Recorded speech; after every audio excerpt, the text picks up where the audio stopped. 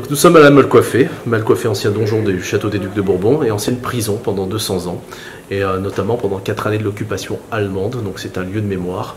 Il y a énormément de personnes qui ont été tuées ici, martyrisées, torturées, déportées, donc nous sommes dans l'obligation ici de parler de cette période qui est dure et surtout dans cette période difficile que nous traversons où il est important de rappeler le devoir de mémoire et surtout vis-à-vis des jeunes générations. Donc cette année on a fait un gros zoom sur la Seconde Guerre mondiale et en particulier la ligne de démarcation, car la Malcoiffée est liée avec la ligne de démarcation, Moulins est lié avec la ligne de démarcation. La Malcoiffée, c'était l'ancienne prison allemande pendant la Seconde Guerre mondiale, une prison de la Gestapo. Et donc il s'est passé énormément de choses ici. Et pourquoi il s'est passé énormément de choses? Parce qu'on se retrouvait sur cette frontière, donc au bord de l'Allier, l'Allier qui était coupé en deux, et la rivière Allier qui servait de frontière, ici à Moulins.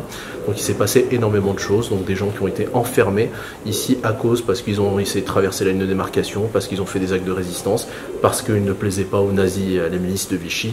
Donc du coup il s'est passé tout plein de choses ici. Donc cette année l'exposition, c'est un gros focus sur cette ligne de démarcation, mais pas que, sur tout ce qui s'est passé autour de cette ligne de démarcation et ici à la Malcoiffée.